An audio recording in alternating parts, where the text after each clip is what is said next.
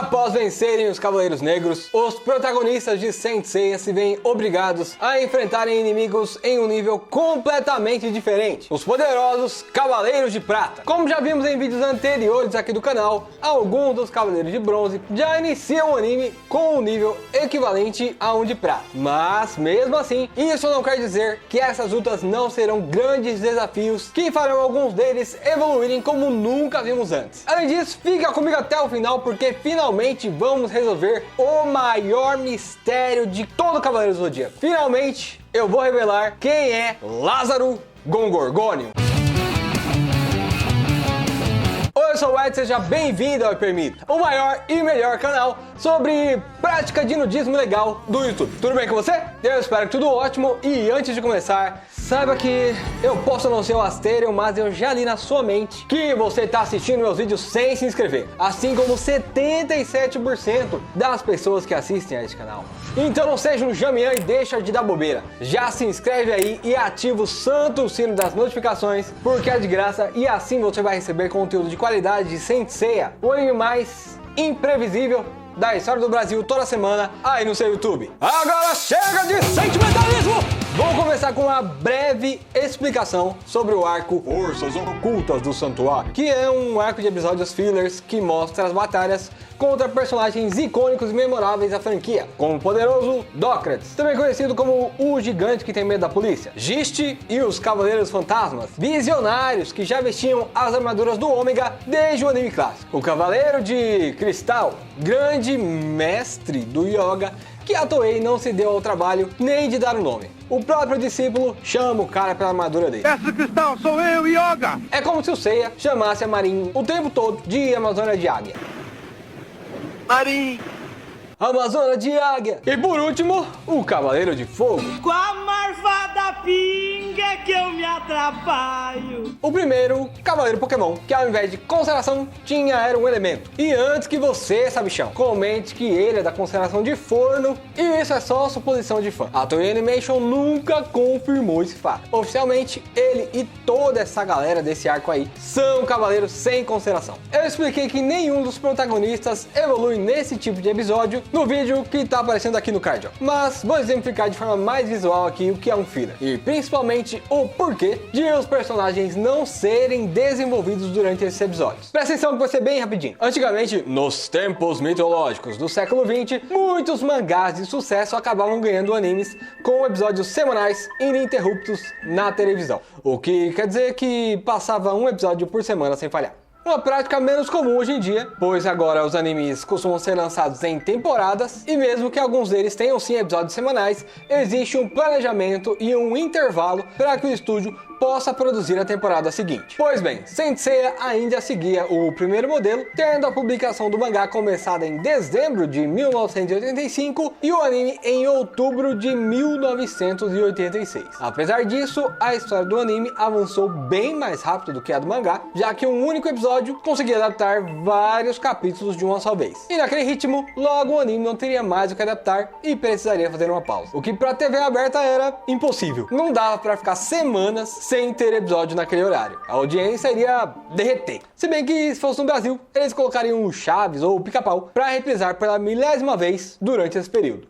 Mas no Japão, eles faziam episódios fillers mesmo. Como você pode ver na imagem, são episódios que não avançam a história. Eles servem apenas para segurar o roteiro e dar tempo de serem produzidos mais capítulos no mangá, para então poderem retornar ao ponto onde a história parou e voltar a acompanhar o enredo original. Por mais que as lutas contra Dócrates e Giste tenham sido difíceis, ou que você tenha achado legal o plano do Saga de construir uma pirâmide de gelo gigante com trabalho escravo no meio do mais absoluto nada, pro roteiro geral, esses episódios são praticamente irrelevantes. Os roteiristas simplesmente não podem fazer nada muito importante nesse tipo de arco ou correm o risco de alterar a história de uma forma que ela fique sem sentido no futuro.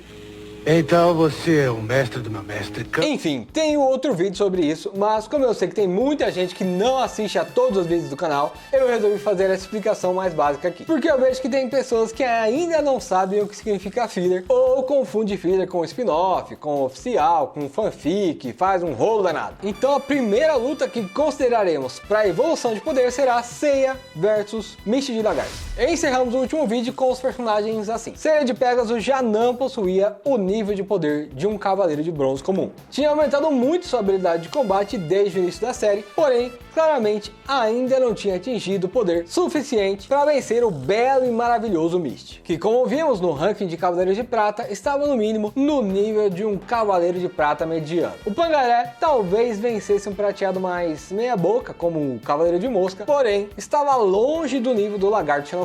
Todas as armaduras de ouro pertencem à Grécia. Foi um erro do mestre anterior abrir as portas do santuário para todas as nações do mundo. Essa cena fica melhor ainda quando a gente lembra que o Mist era francês. Mist possui uma barreira praticamente impenetrável para qualquer um com a velocidade inferior à dele. Segundo a Enciclopédia Taisen, os Cavaleiros de Prata movem-se entre Mach 2, que seria o dobro da velocidade do som, até Mach 5, ou seja, 5 vezes essa velocidade. Só para termos uma ideia de escala disso, o voo de avião mais rápido da história foi feito por um SR-71 Blackbird e atingiu 3,56 vezes a velocidade do som, que seria algo entre Mach 3 e 4. Apesar de não ser o mais poderoso entre os Cavaleiros de Prata, eu duvido muito que Mist esteja apenas em Mach 2 ou 3. Não existe uma fonte oficial para a velocidade dele, porém é provável que ele possua uma velocidade ali por volta de Mach 4. Isso baseado no fato de que Seiya já tinha velocidade suficiente para atingir a China logo no começo da história, o que significa que ele já superava a velocidade do som. E como vimos nos últimos vídeos dessa série, seus meteoros ficam ainda mais rápidos na luta contra Shiryu, sendo que no arco dos Cavaleiros Negros ele chega a ser capaz de atingir Ikki, que já era superior à maioria dos Cavaleiros de Prata desde o começo. Sendo assim, eu colocaria a velocidade máxima de Seiya nesse momento como pelo menos em Mach 3. Mas Ed, os Cavaleiros de Bronze não possuem só a velocidade do som? Sim, meu camarada, esses Cavaleiros de Bronze aqui possuem só a velocidade do som. Mas Seiya, nessa altura do anime, já tinha passado do padrão de um Cavaleiro de Bronze faz tempo. Durante sua luta, Seiya consegue superar a velocidade de Mist, primeiramente ao atingi-lo com o meteoro de Pegasus enquanto usava sua barreira, e logo em seguida, Seiya usa estratégia de combate da mesma forma que usou para vencer o Ursão e o Shiryu. Veja como o Kurumada Sensei se esforçava nessa época, que gracinha!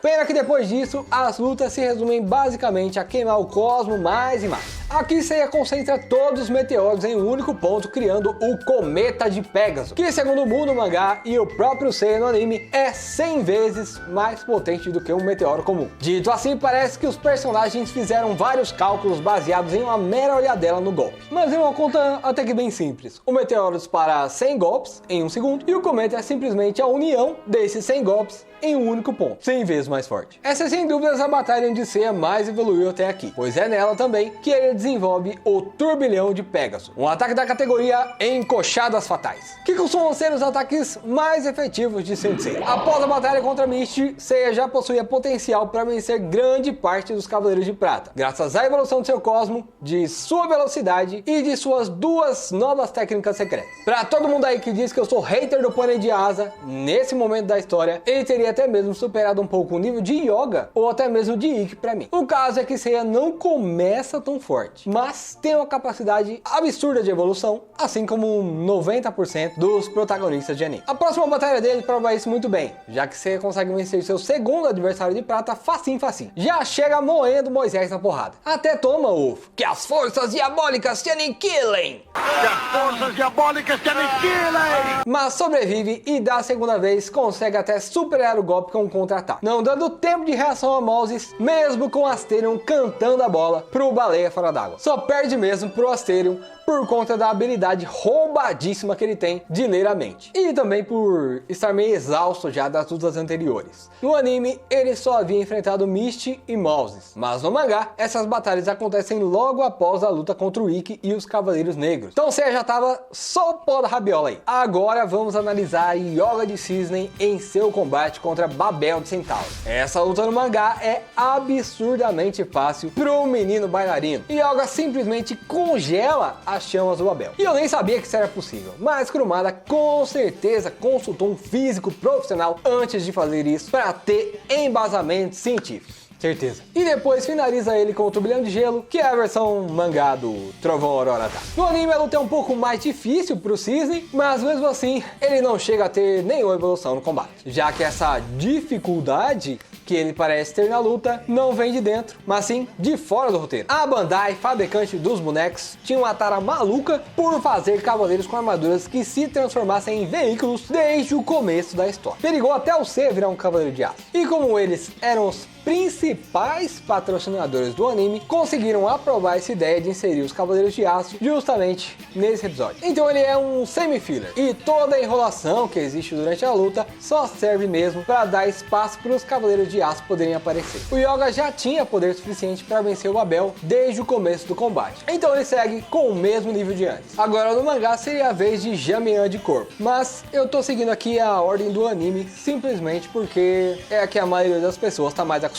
Então analisaremos Seiya, Shiryu e Shun contra China, Spartan e Algol. Se você não tem nenhum problema com perda de memória recente, Oi, meu nome é Tom. Deve estar lembrado que filler não modifica nível de poder. Então a luta que Seiya tem com China é até legal. E serve para mostrar a evolução que o protagonista teve por enfrentar os outros Cavaleiros de Prata, mas ao enfrentá-la, ele continuou sem evoluir. Primeiro porque, nessa época ele já tinha superado a Amazona, e segundo porque essa batalha não existe no mangá, ou seja, filler. O segundo inimigo, Spartan, parece ser bem poderoso e dá um trabalhão pro Shiryu, que nem consegue sequer se aproximar dele, porém por ser filler ele acaba sendo descartado pelo roteiro. O coitado vira pedra ao olhar pro escudo da Medusa, e a Toei Animation não se deu nem ao trabalho de dar um fim para esse cara. Spartan provavelmente segue vivo até hoje. Eu ouvi dizer inclusive que ele customizou a caixa de Pandora dele e atualmente trabalha como entregador de aplicativo de entrega. Uma pena, já que segundo a China,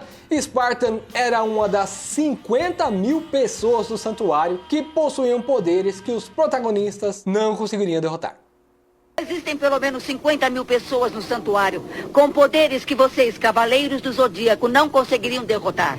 Agora vem o momento mais esperado desse vídeo, onde analisaremos a batalha entre Shiryu e Algol de Perseu e finalmente revelaremos quem é Lázaro Gongorgone. A luta em si é bem parecida nas duas versões. O que muda mesmo são as circunstâncias. No mangá, ao invés de Seiya, é Yoga que é transformado em pedra, e eles também não estão numa ilha, mas sim naquele penhasco onde o Seiya tinha se jogado com a Saori. Ah, claro, no mangá esse maluco aí que de alguma forma consegue tancar o poder místico do escudo da Medusa usando 4 cooler de PC Gamer também não existe. No geral, a dificuldade maior que Shiryu tem em derrotar Algol é o escudo da Medusa. Não fosse por isso, o combate poderia até ser equilibrado, mas o cabeludo teria vencido bem mais cedo, visto que logo primeiro o Cavaleiro do Dragão pra valer já consegue derrotar o Algol.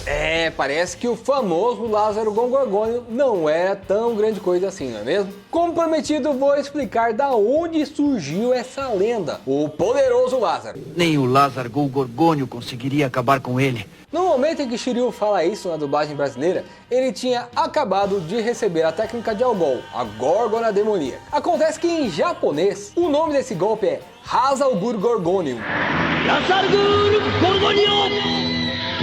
Lázaro Gongorgônio, Hazalgur Gorgônio, Lázaro Gongorgônio, Hazalgur Gorgônio. Acho que já deu pra sacar, né? Além disso, no original, quem fala essa frase é o Algol e não o Shiryu. Eu não manjo nada de japonês, mas pelo que consegui entender dessa fala,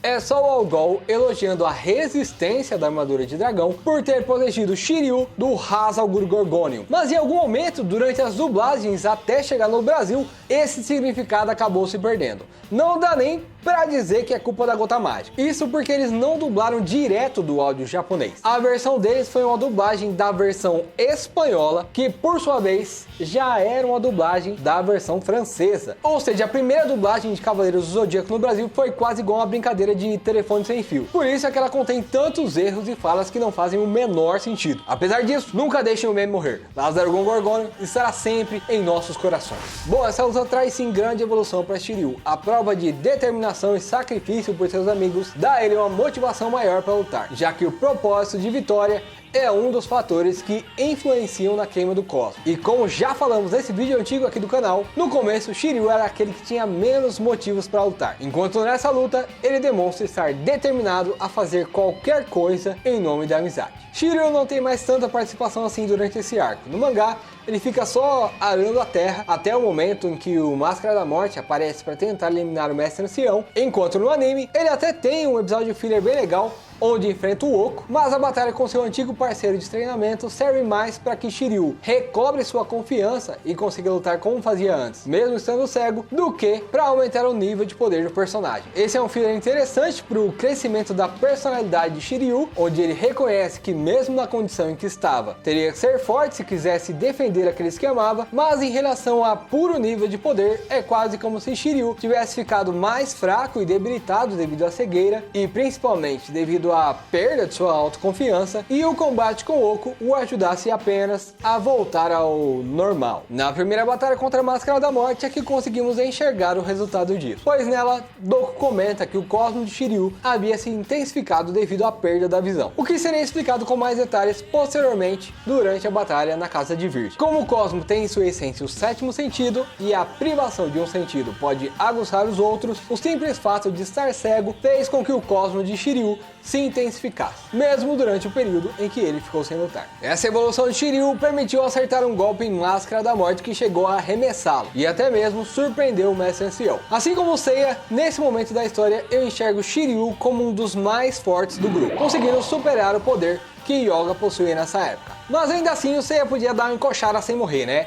Além do Cometa, que é praticamente um cólera do dragão de Pégaso sem o ponto fraco. Então deixa o Seiya acima dele, apesar de todo o progresso do dragão, por possuir técnicas mais diversificadas e que dariam maior vantagem a ele em combate. A próxima luta no anime é do bonitão Jamian versus Seiya, mas ela não tem conclusão e o Pégaso só precisa queimar o cosmo para se livrar da técnica do Jamian. Sendo assim, essa batalha não muda em nada o poder do personagem principal. No mangá, ela é a mesma coisa. Capela de Auriga contra Ikki de Fênix. Também é uma luta bem rápida, onde claramente a diferença de poder é tão grande que Ikki vence com um único golpe. Mesmo assim, eu queria lembrar que no vídeo passado eu rebaixei um pouquinho o nível do Ikki Nissan por causa da sua perda de motivação. O propósito inicial de Ikki era vingança, revenge, vendetta, mas ele perde esse objetivo ao ser derrotado por seus irmãos ou amigos, no caso do anime. Porém agora a motivação de Fênix renasce das cinzas. No anime isso fica até mais justificado, já que ele tinha voltado antes para poder salvar o Shun. Apesar de dizer ainda não ter escolhido um lado no mangá, agora Ikki já sabia que ao menos ele desejava proteger seu irmãozinho Shun. E por isso eu vou aumentar um pouquinho o nível dele, retornando Ikki ao posto de Cavaleiro de Bronze mais poderoso em relação ao poder base. Afinal, mesmo possuindo menos técnicas, o golpe fantasma de Fênix é um trunfo que ainda o deixa em um patamar superior a Seiya ou Shiryu. Shun de Andrômeda tem uma única luta pra valer nesse arco, que é enfrentando Dante de Cérbero. No anime, ele e Yoga acabam dando bobeira e sendo lançados por Dante, mas mesmo assim, quando volta, Shun se mostra bem superior ao Cavaleiro de Cérbero, o vencendo sem nenhuma dificuldade. Além disso, é preciso levar em consideração que Ikki tinha acertado um golpe no Cavaleiro de Prata. Então,